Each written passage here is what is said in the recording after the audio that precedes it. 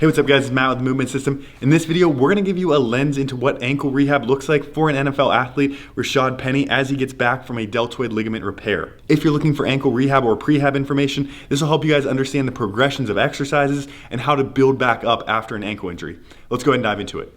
So to give you guys some background, Rashaad is the starting running back for the Seattle Seahawks, and he was top 5 in the league in rushing yards before he tore his deltoid ligament in his ankle. Now he's working with a brilliant physical therapist who is a mentor of mine, Zaki Afzal at Optimized Physical Therapy and Performance in Las Vegas. He's about 8 weeks out from the deltoid ligament repair at this point, and his rehab is an excellent example of how to build the ankle back up to an elite level step by step. So to start off his training session, he's just working on 5 minutes of aerobic activity. The bike is a good fit here, and then he's moving on to a skipping pattern.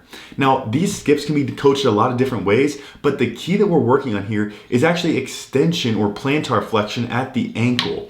The way that we're doing that though is by using a reciprocal pattern and driving the opposite knee.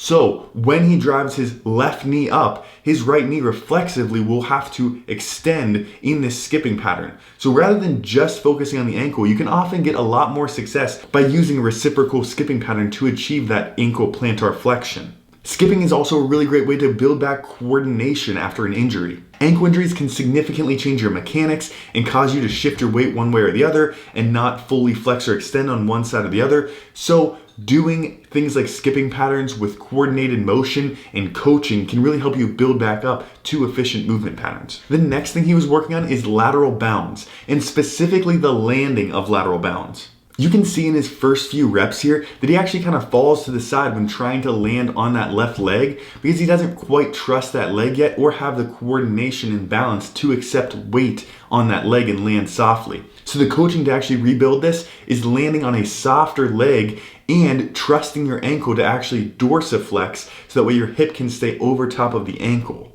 This is something that not a lot of physical therapists are doing. A lot of PTs, unfortunately, just coach a hip hinge pattern and pushing the hips back for everything. But for sport, you actually do need to push your knee forward, get used to using ankle dorsiflexion, and keep your hips stacked over your ankle. By using some coaching cues and comparing sides with pictures, Rashaad was over a few sets of repetitions here, able to significantly improve his mechanics landing on that left side.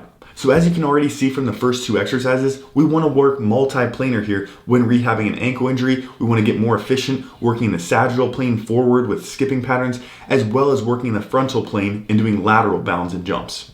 Over time with his rehab, these will become more intense and he will be able to do larger lateral bounds and accept more weight and be more explosive in these movements. A drill that he was working on to get back to running mechanics is this band-assisted split hop. The band is actually offloading his body weight so that he can do more repetitions and rebuild the movement pattern without overloading the ankle. The goal again with this exercise is to be efficient and symmetrical in his movement patterns. In terms of jumping exercises, the box jump was done for a similar reason to the band-assisted jump.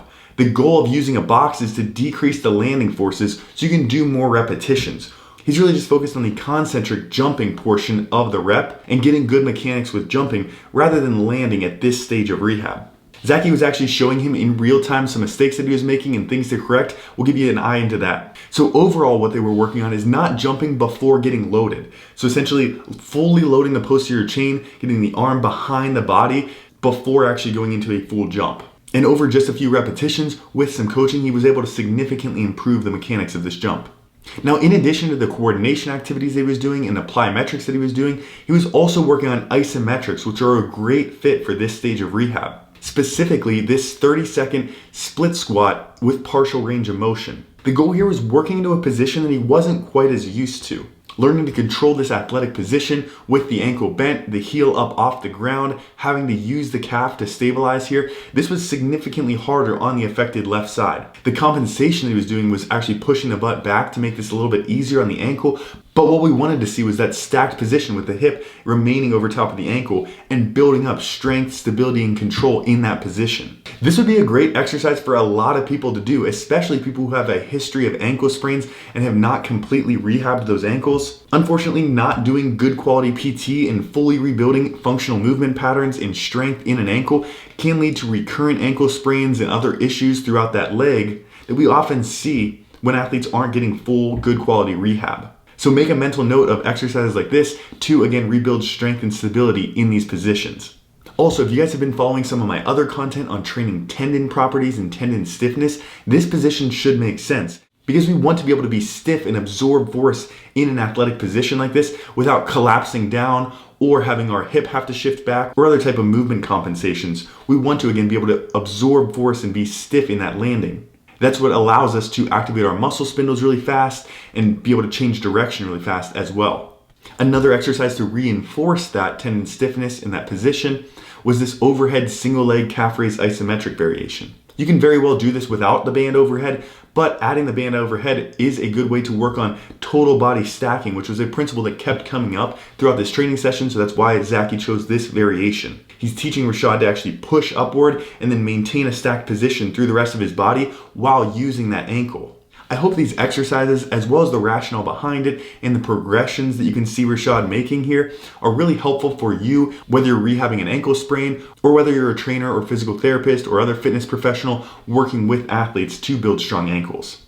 Big shout out to Zaki. He is a wealth of knowledge, and I really appreciate him mentoring me so that way I can give you guys this great information as well. Make sure you subscribe so you don't miss any future videos when I continue to collaborate with Zaki on some other cases. If you guys do have any questions, go ahead and drop them in the comments below. Thanks again for watching. I will catch you in the next one.